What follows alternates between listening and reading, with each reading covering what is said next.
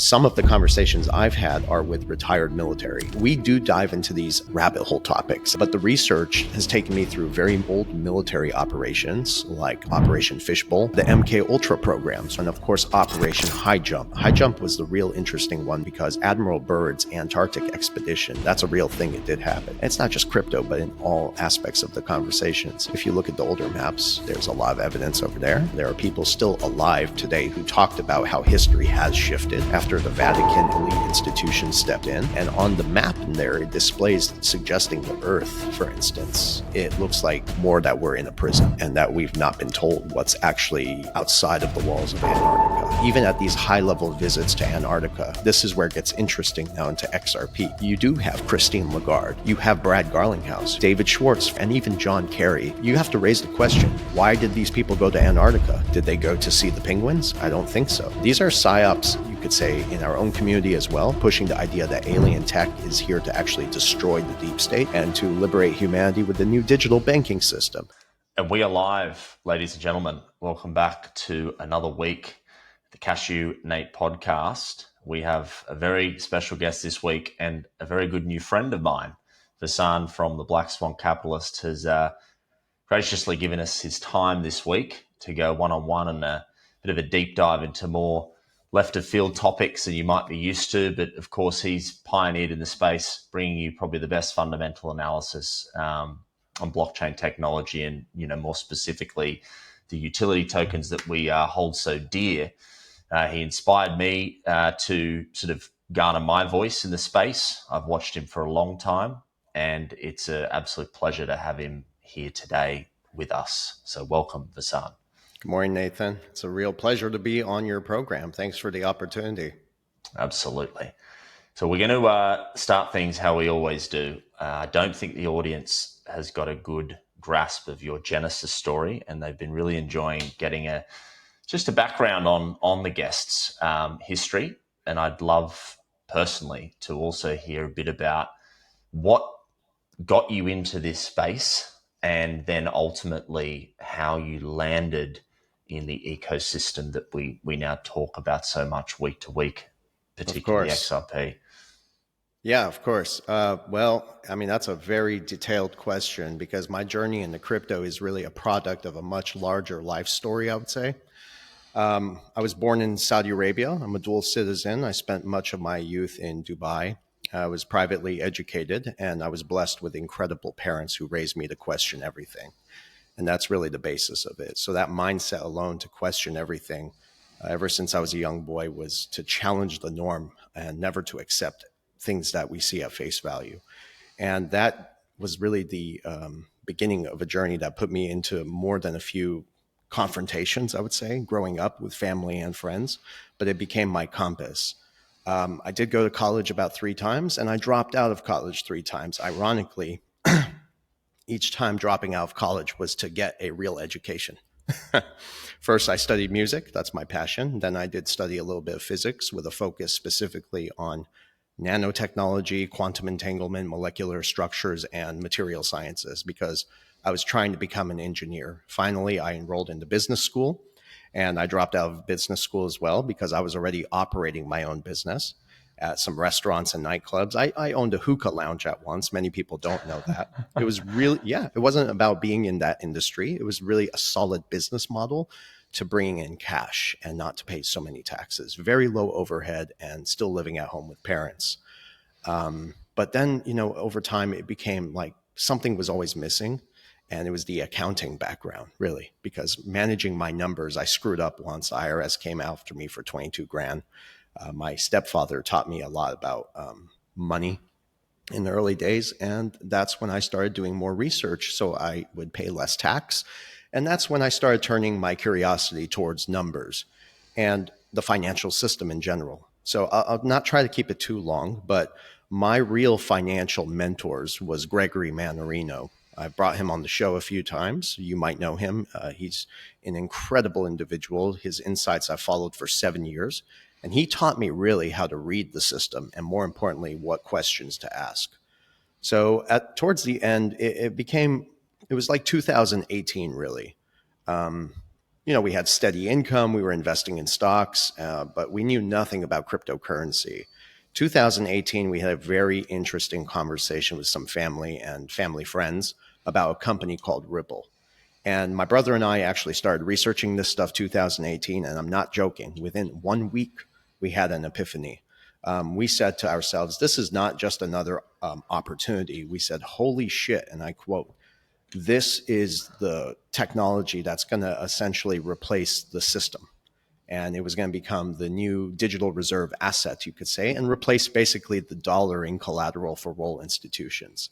And the more we dug into this, the more we realized the magnitude of what was actually happening here. It was a new system designed for a digital world, digital economy.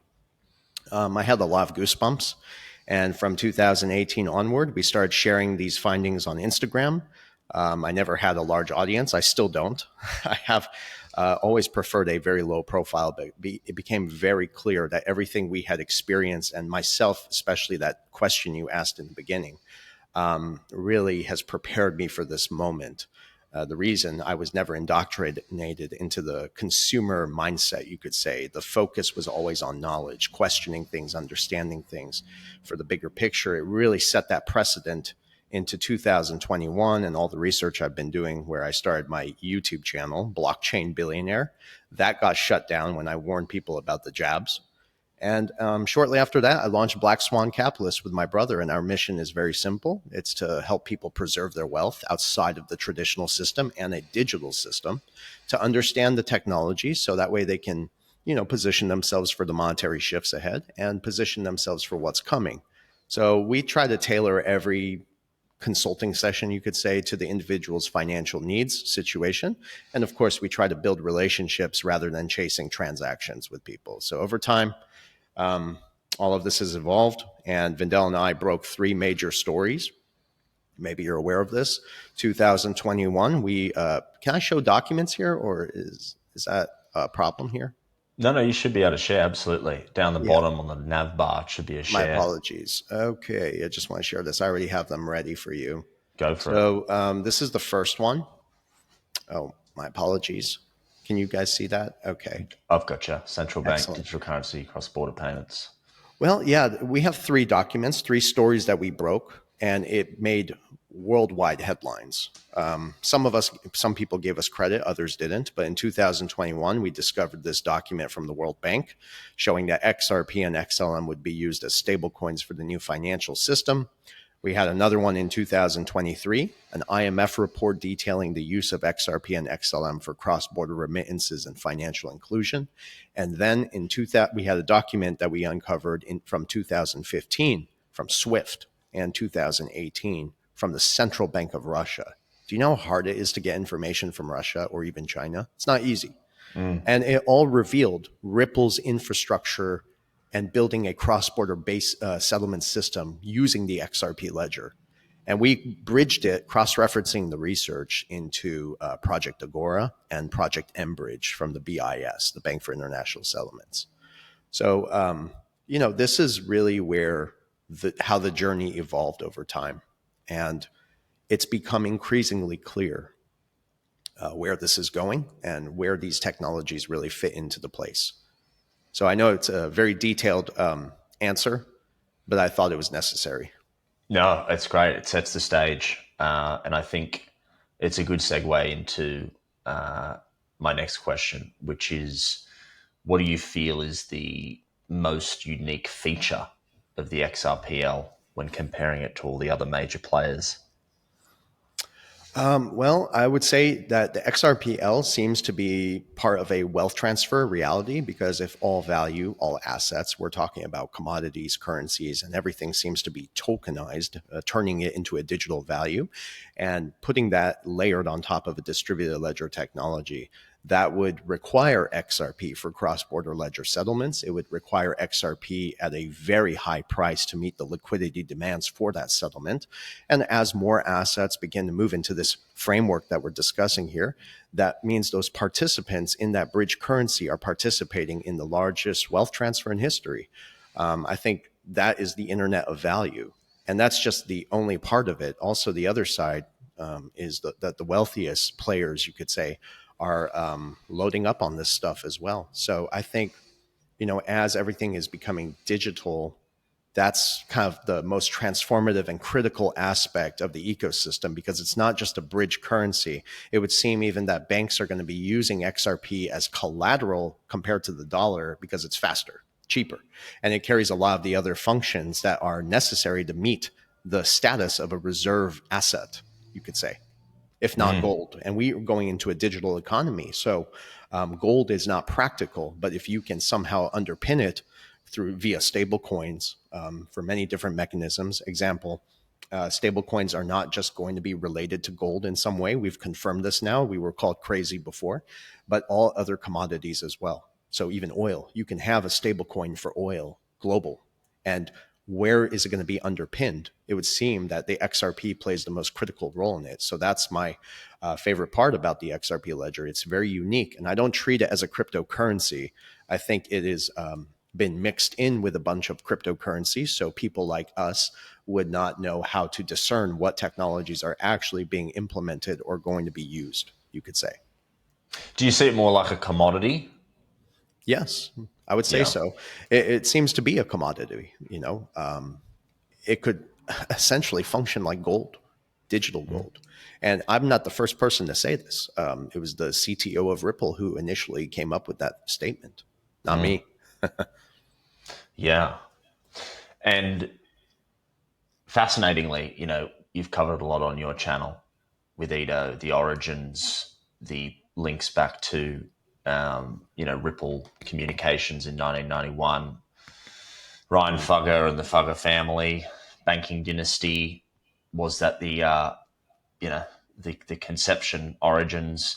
But we've also played around with more left of field origins recently. We had a chat offline a while ago about some statements Quincy Jones had made about it being alien technology, this sort of DEX of value, which you just eloquently described before, the ultimate liquidity tool for any asset class. The DEX itself is very hard to comprehend, even if you are a seasoned engineer.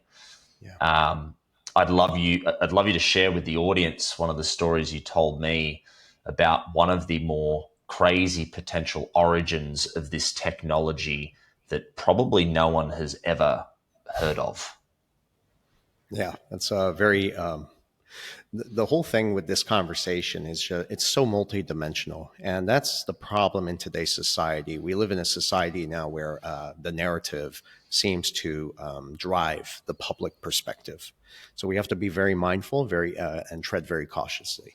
But in my private discussions with very close friends, and you and I and Edo have talked about this privately as well, some of the conversations I've had are with retired military. These are people who followed my show for many years and then reached out to me saying, Versan, let me share this with you. And I, of course, vetted these people. So their background is impeccable. Others are deeply informed in history and common law, right?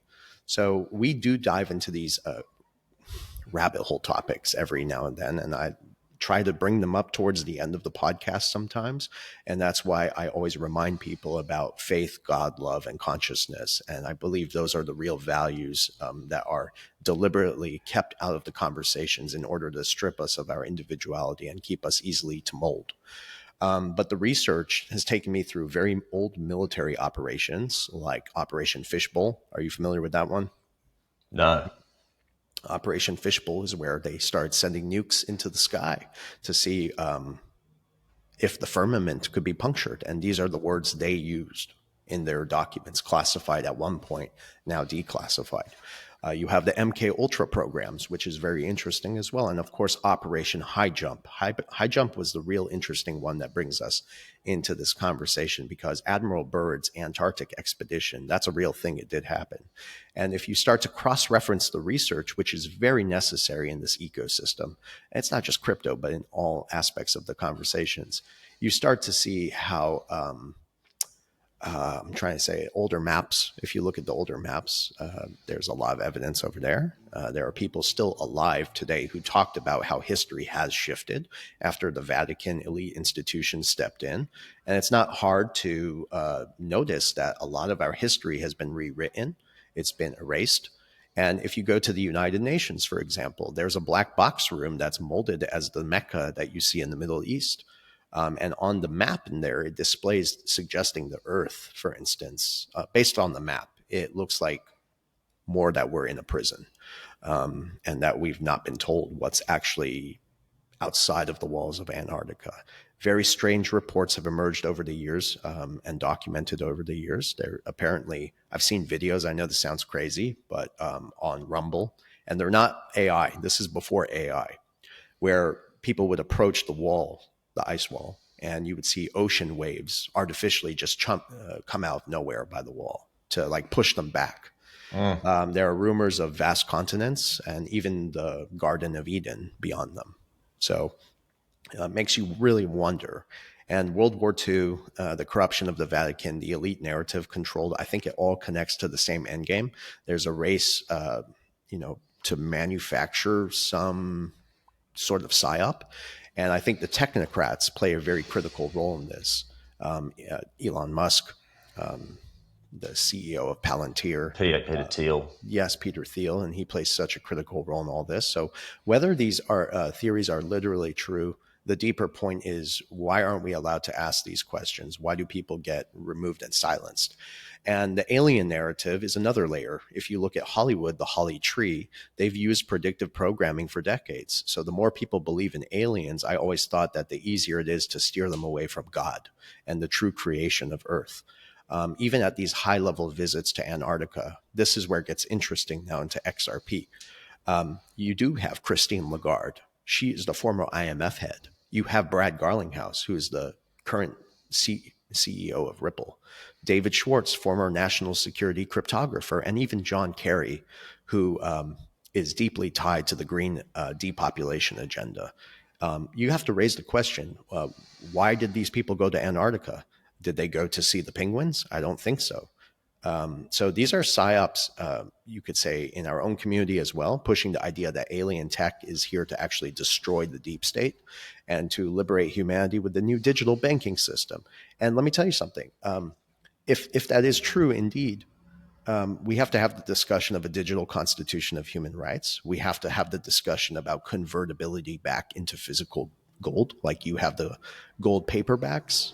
Those things could be brought back into the system. And I also wonder, why is the world still being dumbed down to a degree? So there's a lot of questions about that. But if you look at the technology, XRP alone could really free humanity. It really could. And that could explain some of the other discussions and articles I've written about the suppression mechanisms in place, very coordinated. It's really crazy. But the legacy powers, like the Rothschilds, they still have their methods to suppress and leverage the breakthrough of XRP.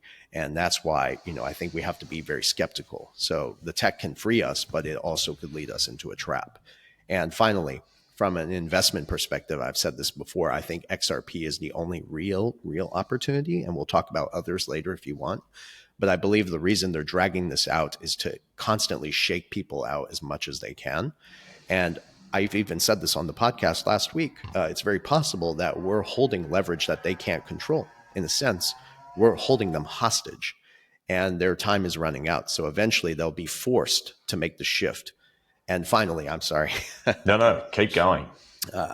These conversations never end. But as for the Antarctica and alien question, to me, it doesn't really matter where the tech does come from. What matters to me is how can we actually use it personally?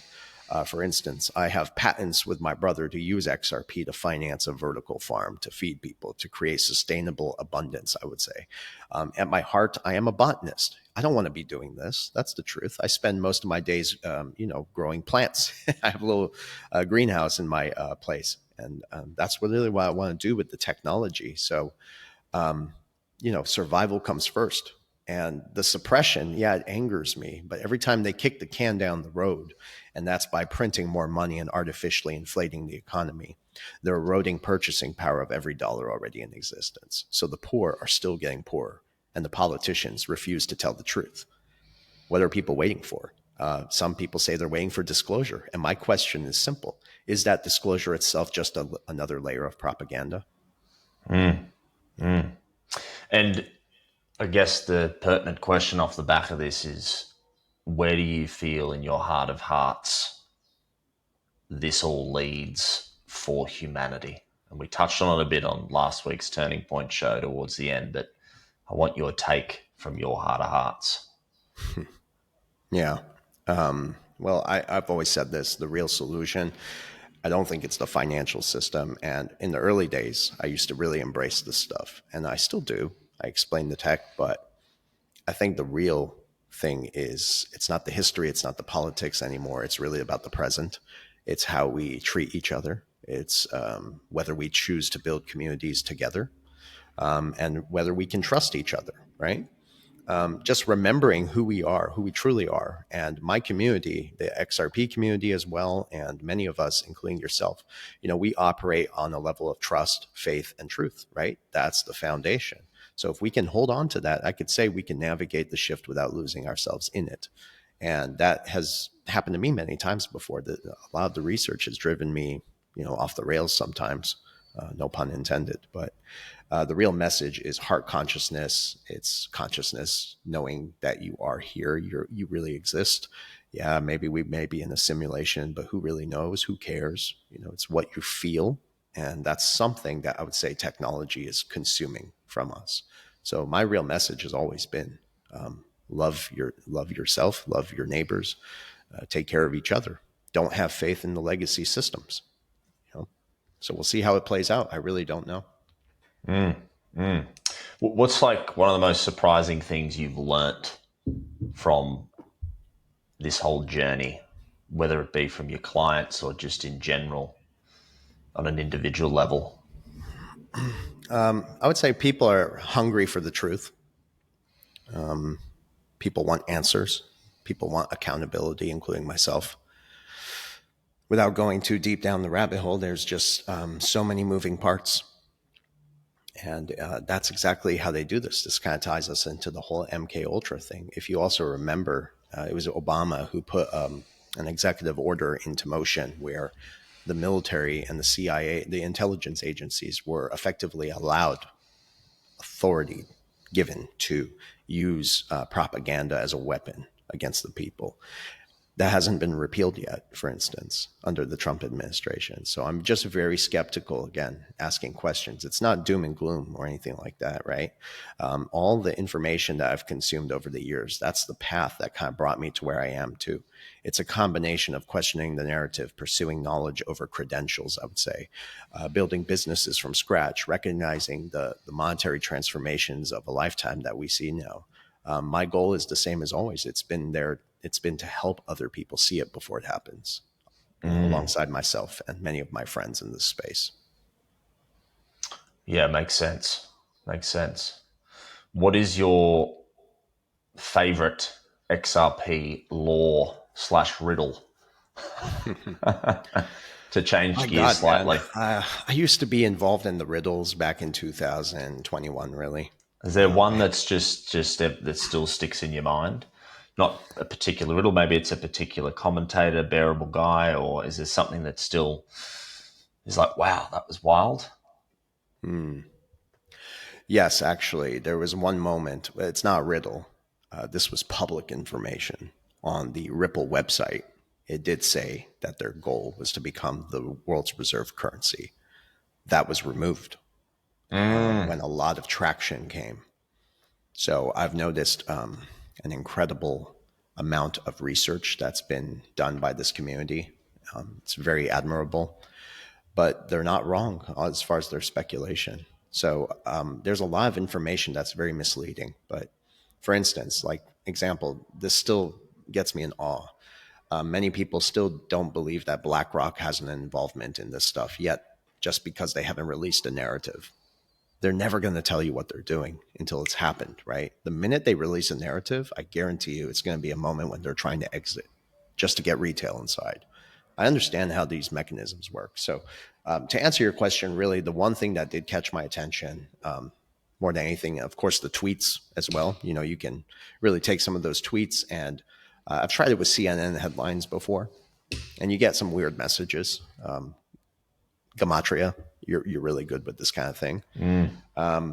But I got tired of the riddles a long time ago. I do see them, I understand them, and I wouldn't be surprised if most of them do fall into place. But I just stopped paying attention to a lot of that stuff because it's overwhelming. The research, it's It never killing me. ends. It This never ends, symbolism. right? Yeah. And that's the funny thing. You open one door, there's so many doors, and all the rooms look the same. Yeah. Yeah. It is crazy. But It's very admirable. I will say this. I mean, I dip my toes in there a fair bit, and people always go, "Oh, like you always just try to doctor these stories to make sure that the gematria or the symbolism shows XRP." But my response to that is, you go and put in most of the stuff in even more neutral riddles or statements, and you will never see Bitcoin or Solana pop up in Hmm. that calculator. You're never going to see anything associated with Ripple, with Bitcoin or Solana pop up, but you always see Ripple, XRP, Brad Garlinghouse, Chris Larson, Arthur Brito. It's just everything seems to intertwine back to them in some shape or form, which again just cannot be coincidence. Hmm. The I mean, designer, I think I had a little revelation today. Actually, again, I'll probably do a video on it during the week where I constantly grapple with how does how does that take place? Because the people at CNN or writing certain statements on Twitter, or you go back to the Matrix videos I've done, the directors and the writers of Matrix, there's no way they were intentionally planning subliminal messages on a conscious level that would play out to give clues to the people with their eyes open 20 years from then. So the question I keep asking myself is, how does that happen and who was it? And I think I'm finally landing in a place where I've resigned to the fact that God is the only person or the only thing that could possibly write a script so like meticulously and have these little implants of so-called coincidences so that the chosen people could pick up on a much broader narrative that is completely hidden to the masses. And I think I've landed there. That's my little synopsis on the whole riddle no, I thing. appreciate that. And you've shared this on the podcast we did together like a week ago. It was Yeah. incredible. You got a lot of very positive responses in the comments. I do read the comments. And yeah, it's very admirable. Again, what you're doing as well. You've found a way to really cipher all this stuff, right? Mm. Break down the code. But I wouldn't be surprised. Listen, there's that's why history is so important. When you really go down the rabbit hole as far as history, and I'm not talking about the sanitized history that's taught in schools. By the way, I encourage everyone to homeschool their children until things really change in the system. But it seems that everything, for those who have open eyes, that everything has been scripted. And I think, without understanding the real past, you can't understand how we got here. You can't understand where we're heading. I don't think, technology is the enemy. I think it could free us or enslave us. The danger is really about who's controlling the technology. And again, to reiterate, Palantir, Oracle, these are very similar power structures that are driven simply by greed and control. These are, the technology itself is not benevolent, right? And when you take a step back, it's very hard to ignore that the sense of prophecy is actually being played out in real time here. And it could be even intentionally using technology as a mechanism to deliver this system, right? And that's why the core mechanism of the shift, I keep saying, is also tokenization, a whole different subject from what you're mentioning here. But if you're able to convert physical assets into a digital form and record that transacted on a distributed ledger technology, RippleNet, and its ecosystem out of the chosen infrastructure by these big same legacy banks and institutions, that's not a conspiracy. It's documented by all the same entities that have controlled the financial system for over a century and long before that. So you have to go back to 1913 when the central bank Federal Reserve was created. That was the real first major step in removing freedom from the public, transferring control to the monetary system to a private entity, unconstitutional entity. Debt became the new foundation. And in ancient times, just to reflect, debt meant slavery, right? Today, it's normalized. But that's the same principles haven't changed. So whether God is leaving messages or not, it's very possible also that the elite could be leaving messages to themselves. But I do believe, again, the technology can free us. Who knows how it's going to play out? And now we're, I would say, at that inflection point, being bridged into a fully digital financial system, and debt slavery, that's why I call it, is at record highs. That's not a coincidence. The middle class is still vanishing. More and more people are suffering. And the coming system, again, could liberate or fully control us. And that's why central bank digital currencies and programmable universal basic incomes are realities. These are not theoretical. I've seen the documents, and whether these legacy systems go under, these same legacy systems have positions in the new system, you know? So it's incredible. What I think is happening to a degree, and I've talked about this extensively, is the great taking and the great consolidation and tokenization. The infamous saying by the World Economic Forum, own nothing and be happy, that's tokenization, if we're being realistic about it. Again, I'm very optimistic in this ecosystem, but we, the people, I think we do have control to a degree, but we have to, activism is not retweeting and sharing information on the very systems that they run. People need to get out there and demand change. Did you see what happened in Washington, D.C.? They have military control now, federal. They're putting gates all over the Washington, D.C., and they're saying, the administration, that crime is really high in Washington. I got 20 other states in America where crime is really bad. Why are we protecting the White House like that, right? Why are we deploying our resources to protect the inner cities, things of that nature? So I don't know if Trump has something to do with this. There are a lot of people in this ecosystem who believe Trump is the Messiah. I mean, if you want to talk about God, the Messiah already came. It's like they don't believe in the Messiah. That's why they're trying to manufacture another one, Makes you wonder. So I align with your thinking, Nathan. It's just personally, I'm also skeptical. And I think the skepticism is necessary and important. There's nothing wrong with that, But we'll see how it unfolds. I mean, I'm paying attention to everything. I really am. Just because I don't put videos out every day, doesn't mean I'm not paying attention. I'm watching closely. I like to digest information over weeks at a time sometimes and really come out with a thought process that people can digest and maybe give some insight. And that's why we have the turning point together, to bring these diverse opinions and see how we can come to a conclusion and help everybody else see the truth. But the end game is for them to make their own decision. And again, at the end of the day, it's all about what you feel and who you are as a human being. And that's what God really wants. God wants you to love more, be more compassionate. And you're not going to find compassion in the financial system. It's more driven by greed. 100%. And what do you think is a good piece of advice that you'd give to your people, clients, listeners that are going through their first ever bull run? A bull run? This first, the next few months are obviously there's going to be appreciation of assets. Of course. What would you say? Yeah. So now we'll talk a little bit about the financial system very briefly. The administration is attacking the Federal Reserve.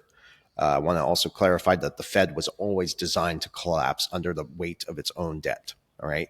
So every time they issue $1, they have to issue another dollar to pay off that $1. So you're in endless perpetual debt. They're going to continue to print money until confidence is lost, as we're also converging this multidimensional game, I'm telling you, being bridged into the new system. So when we get a weaker dollar, I think we're still cyclical to the 4-year cycles, the liquidity cycles. They're going to print more money. Asset prices will increase. Inflate. My apologies. And the rich will get richer. The poor will get poorer if you're not in the right place at the right time. So I wouldn't say this is necessarily going to be a utility-driven bull run. I think the next cycle will be. But this cycle is going to be liquidity injections. So they're going to inject fake money into the economy. You want to make sure that you're in the right place at the right time. Stablecoin demand is skyrocketing. It's spiking. And that aligns with tokenization. And as you see the demand increase, it's all about supply, demand, and scarcity. Some of these technologies are going to have to rise in price to support all those needs, that demand over there. If you're going to participate in this bull run, make sure that your investments are on cold storage. Okay, cold storage is important. You want to protect yourself in any way possible. Start with an LLC. We have an interview coming out at 2:00 today with Andrew Gordon. He's a law firm. He'll be explaining that. I encourage everyone to watch it. But you want to protect your cryptocurrencies with an LLC. You want to have some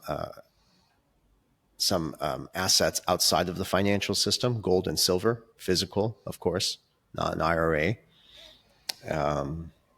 But overall, yeah, you want to make sure that you're also taking profits, because the inflation as a result of all this liquidity injection is going to be severe next year, I would say. So make sure you're positioned in the right technologies. I'm happy to share them real quick if you want. Oh, yeah, go for it. Okay, so my largest holdings, and I'm going to give it to you in a chronological order, is XRP. That's very important. It's a bridge asset, and I could go on explaining that. You don't know. It just assumed knowledge. We'll Yeah, run with that. people get it. Yeah. So XRP is my first. I think it plays the most critical aspect in all of this. The second one would be XLM. It's a very complementary bridge asset to the XRP with a very strong focus on financial inclusion and remittances. My third one is HBAR, Hedera Hashgraph. It's a very powerful distributed ledger with very unique governance and enterprise-grade speed security, and that would explain why some of the military industrial complex have used it. I have also changed a few of my other positions from the fourth to the fifth now, which would be SHX, built on the Stellar network, specifically targeting remittances and the XLM digital ecosystem. It's also heavily supported by Ripple and the International Monetary Fund, World Bank. Velo is the other one, also built on the Stellar network, and it focuses more on borrowing and lending mechanisms. That's why Visa and MasterCard and even Amazon are recently aligned with the network. Then my fifth and sixth would be Algorand and Quant. And just a piece of information, very unsettling fact about Quant. It's IBM and MIT who are working actively with Quant to design some physical chip that would essentially be implanted in your skin. And whether people like to hear this or not, I don't think it would happen in our generation, but you never know. I mean, the next generation, that's why parents got to be real parents, educate our kids, because that could happen. So those are my core positions. And I think each of these are servicing a different niche in the global marketplace. They're not necessarily in competition. It's all layer one infrastructure. And I think that's where the real opportunity is. And we've shuffled through all the shit to figure out which ones are going to work. And final thing I'll say, I used to be so diversified in this ecosystem, but the more research I've done, the more conviction I've had on what we're talking about here. And I've consolidated my holdings into major concentrated amounts. And it's made me a lot of wealth already. And this is just the beginning. So we're going to see a lot of money come into this ecosystem. ETFs, just getting started. That's going to bring regulated capital, traditional 401ks, IRAs into the ecosystem. Tweeted this the other day. You're going to see the crypto market cap, and it just hit 4 now. Crypto market cap is easily going to climb up to 6 trillion between now and 2026. Yeah. So that's a lot of money. And if you're getting a piece of that action, oh my God. So yeah, real wealth opportunities here. But, just be vigilant and patient. Patience is important. And make sure, of course, you're investing only what you can afford to lose in a bear market, but there won't be a bear market for the long foreseeable future. But every time you see a bear market or a correction like we saw over the last 2 days, take that as an opportunity to buy. if you can. Absolutely. Sound advice. And everyone's different. Be sure to take profit along the way with things that you have designed in your portfolio to be ready capital at certain points. You know, you don't want to be sitting there holding your entire position if your aim was to have a certain amount of money to pay off a certain debt or get a house deposit, or everyone's goals are different. So be sure to keep that in mind over the next 6 months or so. Yeah. Can I add one more thought? Absolutely. I think it's very important for investors. We do teach this in our course. But again, everyone's situation is different, but it's really a good idea to have a 2-tier wallet strategy. What does this mean? 1-tier wallet strategy is to have your long-term investments for the utility phase, which we may see or may not see. It doesn't matter. Eventually we'll get there. Because you're going to see a lot of institutional money flood into this. The Stablecoin Genius Act is pretty much the green light for the whole process. And we're still in the early stages. So that stuff you don't touch. Then you have another wallet. And that wallet is specifically designed to concentrate large amounts of your money into, let's say, SHX, because you're getting a better price, a better deal for it. And if you can concentrate that, a little movement in there when Bitcoin hits 130, 150,000, the community is going to move with it. Rest of the ecosystem, you can make a lot of money in a short period of time. It's considered to be a swing trade, maybe 6 months. I've done this about 5 times now, and you're able to take profits. So 80% you take out, rotate that into physical gold and silver, and then you can put the rest back into the market, the same strategy when it dips. And you kind of ride the cycle again and again and again. Next thing you know, you're actually getting richer, and also wealthier if you're rotating it into gold and silver. You're actually preserving your wealth. So this has worked for many of our listeners. This has worked for many of our clients, and it's worked for me personally. I've shared these strategies for free on my YouTube channel. I tell everybody what I do, and it's working. So it's a recipe for success, I would say, until you have to wait for these geopolitical events to play out for the bigger grand scheme of things. Yeah, great. Great advice. And finally, Versan, you can only answer this question with a yes or no. You can't expound upon the point. Oh, shit. Will Bitcoin ever go to zero? Is there any middle room for like a 50-50? No, I'm kidding. I think Actually, all right. You could go. Okay? No, we'll give you 3 options. It's yes, no, or undecided,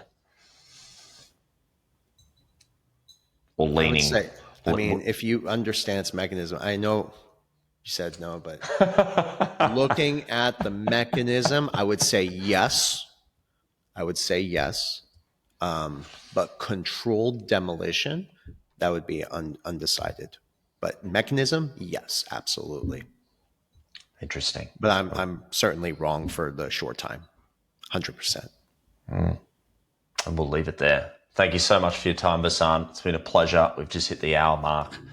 Lots of valuable insights in there, and good little sprinkle of philosophical stuff as well. Hope you guys all enjoyed it. Go check out Black Swan Capitalist if you haven't already. I'm sure you have. I've been on there a few times, and we will see you all in the next one. Thank you.